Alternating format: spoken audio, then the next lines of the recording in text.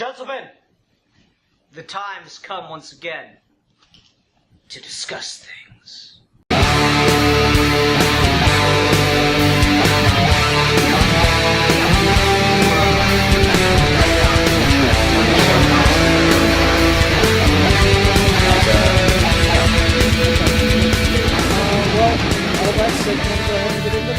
Yeah, let's do it, man. Alright, hi everyone, welcome to another episode of Geeky Gentlemen. I am Sid Part 2. Joining me today is the one and only Real Manos.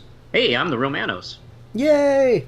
We are continuing our fan film reviews, and today we are reviewing a fan film based on what, Manos? Based on Jurassic Park, specifically Jurassic Park Fallen Kingdom.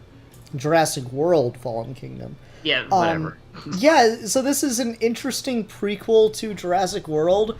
Full disclosure, I haven't seen Jurassic World 2 Fallen Kingdom. I have also not seen it. So this, I guess let's just start with kind of an odd question, but does watching this fan film make you want to go watch Jurassic World Fallen Kingdom? No. No? It doesn't. How about you? A little bit, just to see exactly, how much they're playing off of besides the Indoraptor. Actually, it made me want to go see Carnosaur. I don't know what that is. It's Roger Corman's ripoff of Jurassic Park, back when it came out, actually. Wow. He actually even beat Jurassic Park to release. He actually got Carnosaur out a couple months before Jurassic Park. Wow. No, I don't know, just all the plot and stuff in this kind of revolves around what I know the premise of Jurassic World Fallen Kingdom is. The island's an active volcano, their engines bringing dinosaurs to the mainland because it worked out so well the first time. Yep. And there's another genetically engineered dinosaur, which was, of course, set up in the first Jurassic World. So I don't know, just watching this, I'm like, yeah, I wonder how well this actually feeds into Fallen Kingdom, because I don't think it's too far beyond the pale to say that this looks like a pretty professional studio kind of thing. It does, yes. If these guys aren't making movies on their own dime and didn't just do this on a lark, they definitely should be, because this was very, very well done. I would say so. This is definitely to the quality of a lower budgeted film. Mm-hmm. It had and a good well shot, well paced film as far as the cinematography was concerned, and the acting I thought was mostly competent. Yeah, the acting's probably one of the weaker aspects, but there's not a lot that they have to do range-wise, so it's just kind of serviceable, I'd say. Yeah, the script gives them nothing. Yeah, so, and it's not really intending to, it's just more meant to be a show-off what we can do cinematically, and I mean, wow, there are some cool-ass shots in this. The guys on the fucking, I don't know what you even call those, fan pack paraglider things? Yeah. That was cool as shit. And they even got a shot from the guy's foot. Side note, I've actually seen a video of a guy with one of those, and he's like, yeah, I'm gonna make a run for McDonald's in this. And he, lands it and everything, walks in, gets some McDonald's, starts eating it on his way back home. I'm like, damn, that's really cool. It's just, they got those things around, and that's super unique to see just in film. I've watched James Bond movies and they've never even had anything like that in them. It feels really cool, gadgety, and it just gives this a sense of scale and kind of an iconic look to it. And also, that's the toy right there. That's the toy that every kid would want from the movie. I don't know, I was really impressed by the quality of the production here. Yeah, I would say so. I don't know how much budget they had, but they did a decent job enough with the dinosaurs, with the appearance of the T-Rex and the puppet raptor. I thought looked pretty fun. Like if this was definitely like a '90s low budget film, yeah, that all would have been great. Yeah, no, this looks like something that today could be airing on like Sci-Fi Channel or something. Yes. As far as the CGI is concerned, the filmmaking quality is much better than that. So I don't know, like that all was really cool. And I was just like so impressed by, it's the subtleties of things. Like, okay, so we see the shot of the big like drop plane flying over camera. I'm like, immediately my head starts thinking, okay, it's a fan film. They probably found stock footage or know where to go to shoot footage of a plane like that. And then it cuts to inside the plane. I'm like, okay, how would they do this? Did they build a set to get it to look like the interior of a plane? And then it cuts to them walking off of the same plane or something that looks a lot like it. And I'm like, that's just really good resource management. And it makes this thing stand really far above, because you aren't the first one to think of doing Jurassic Park fan films on this show, man. I looked, and I didn't find anything that I didn't think we'd just end up making fun of. So really, not only is this like not only is this a really high quality Jurassic Park fan film, it's the best quality Jurassic Park fan film to my knowledge. So they are head and shoulders above other people making Jurassic Park fan projects. Yeah, I would agree. I think it looks professional, looks really well done. I already mentioned that, it would be side by side with any like lower budgeted sci-fi action film you can find direct on video. And to be honest, like some of the ones I see on like Comet TV today are like lower quality, and this actually I think has the not really well. I like some of the transitions. I like I think, if I'm mistaken, wasn't there a transition where it looked like someone who's about to get eaten by a dinosaur, and it cuts to the dog biting the squeeze toy? Yeah, we got that. I like that a lot. That's how you kind of make up for your lower budget, is make a well-made film. Like, too many people like really lean too hard on high-end special effects, and they put a piece of shit out there. Well, it's funny you mention it, because that shot, what I think of is Lost World, where you've got like the mom comes around the corner and is about to start screaming her head off, and then it cuts to Jeff Goldblum yawning, and like it's the train sound. It's exactly what I like. It's the exact same kind of cut, and so not only is this well made, it's actually paying attention to what it's in tribute to. A lot of this does feel kind of like the way Spielberg would shoot some stuff on a lower budget. This feels like Spielberg with the leash. I don't know. No, I don't know. Like it, or maybe it definitely feels like it's trying to mimic his style as best it can. Let me put it that way. No, not feeling it. No, I'm sorry. I'm not feeling that comparison. I was actually thinking of like Michael Bay's serious films. Like his what was that bullshit film he made about Benghazi? When he tries to like be like a serious filmmaker. Okay, I mean, fair enough. I was reasonably impressed with this though. What'd you think of the story though? I found it probably the most lacking of the film. I actually like the special effects better than the script. Because I remember 10 minutes in, I was like, okay, I'm not interested in what's going on. I know they're building, I can see them building suspense, but I'm not feeling that suspense I clearly see them trying to achieve. It may have something to do with the fact that I didn't find these characters particularly interesting. And that may have a lot to do with the dialogue. May have to do with the specific script. I mean, I would say they don't give you a lot of time to get invested in the characters. Not one really. way or another. The characters are basically your flat military characters. Mm-hmm. Yeah, I definitely agree with that. Like, there's supposed to be a lot of drama between the Mike character and the I forget the character's name, the dinosaur expert.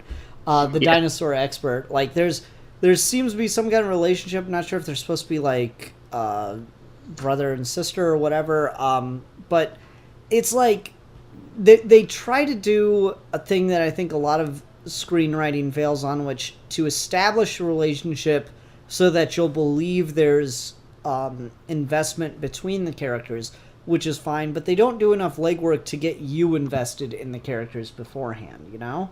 Mm-hmm. Like, they try a little bit, but it's not nearly enough. Like, when she's on the phone saying that she will not go back to the island with the fucking dinosaurs on it and stuff, they're trying to give you a sense of who she is as a character, that she's kind of like a well-minded person, and then she gets the information of who needs to be rescued on the island, and then she goes. So, like, you get the sense that she doesn't want to have to deal with this, but she cares about someone, so she's going. Yeah. But at the same time, it's so brief that you don't get a lot of time to really feel that. And it's weird because it'd be one thing if, like, they needed to give that character investment time on the island, but you could just make this longer and do more stuff that's not on the island to build this relationship up. Correct. And the big twist with the guy, I guess, turning turncoat on the others, I kind of saw that coming too. I mean, I don't know. It was one of those things. I've mentioned this before. Like, I'm rooting for them not to do the things I think they're going to do, and then they do them. Mm-hmm. And I'm disappointed when they eventually do them. So yeah, I think the script definitely was the weakest part of this. And I know it shows off the cinematography, and the special effects, quite well. But I guess, it kind of leaving that lacking kind of like hurt the experience for me. Yeah, I don't know. Like, a lot of these fan projects seem like they're attempts to proof of concept something, and to do it in such a way that it'll garner some attention. And so I really feel like this is more a proof of concept of, like, an action, kind of exotic locale kind of filmmaking thing. And on that level, it absolutely knocks it out of the park. I would agree with you that the script is probably the weaker aspect of this, but I think you can say that for every Jurassic Park film after the first one. So I'm not. I'm not reviewing those. So, like, it definitely just feels like an excuse to have people shoot at dinosaurs. I don't know. I'm still I'm just tripping on all the detail stuff here. Like, how the fuck did they get the Jeeps? Like, I'm thinking of that shit still. Yeah. I'm very impressed. I mean, it looks very good. I don't know how much money they spent on it. I wouldn't be surprised if it looks more expensive than it is. Like, they were very cagey, and they knew some people, and they were able to get some stuff at a good price. And they were able to shoot it in a way that makes it look more expensive. So it looks great, and I always appreciate that with filmmakers. Yeah, it's definitely a very savvily made film, I think. Yes. Because just, they might be on an island.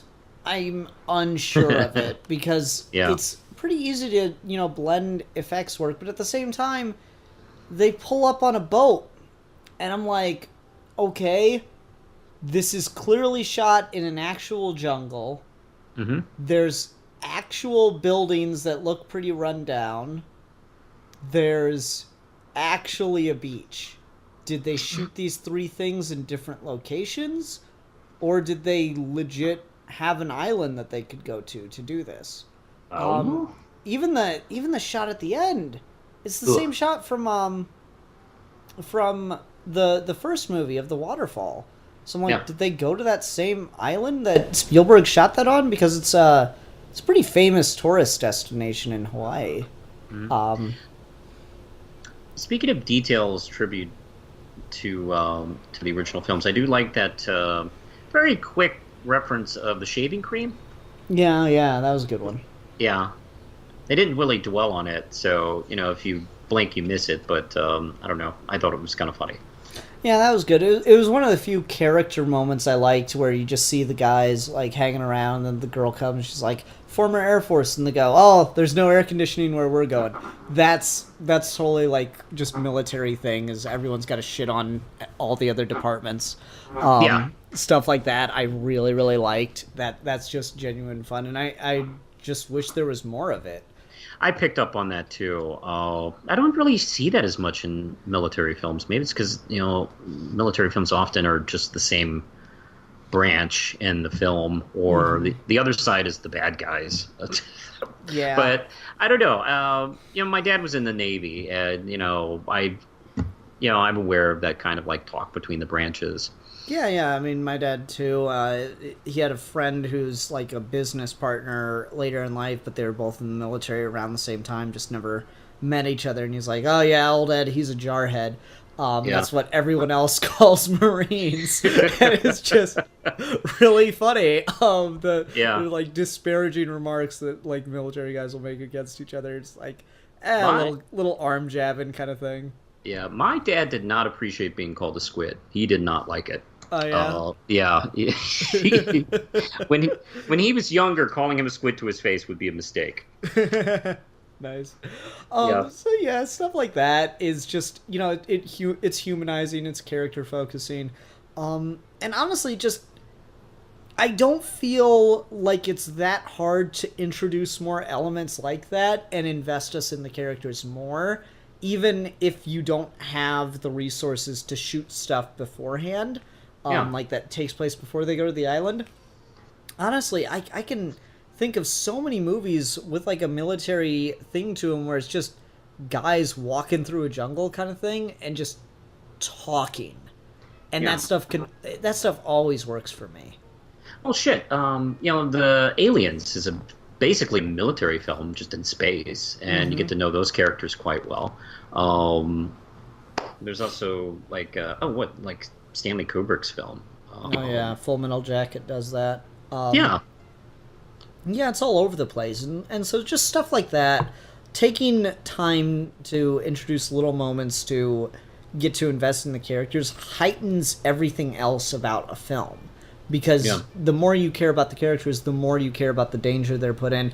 And they, like, make efforts in here to try to, like, give these characters some heroic details. Like, when the dude gets the tourniquets on the one guy's legs and then runs into the jungle, and then at the end it says, he ran into the jungle to distract the T-Rex away from everyone else. I'm like, okay, one, that's a really cool detail that could be a really cool character thing, but the film does not effectively communicate that, because what I thought happened is he ran into the jungle to go fight the T-Rex some more and died.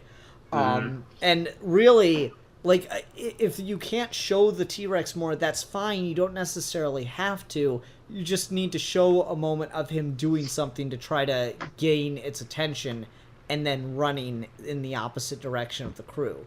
Yeah, doesn't it at the end give us some details that happens afterwards? And that they all got off. Like, hey, they saved them, and this other thing cool happened, and some other stuff. Like, no, it's seriously just those two things. Yeah, it's like everyone survived, and the dude distracted the T-Rex. Yeah, it's like it's not Stand By Me. Yeah. It's like I don't know, that kind of material. I couldn't believe when I saw that. It's like, wait, that's stuff you usually put in a movie. Mm-hmm. Yeah, I agree. It's one of those things, like, it's just, and maybe they had planned for that scene. I don't want to be too unfair on it. Maybe they had a plan for that, and it just couldn't make it into the movie for one reason or another. It's totally understandable when things like that happen on fan films.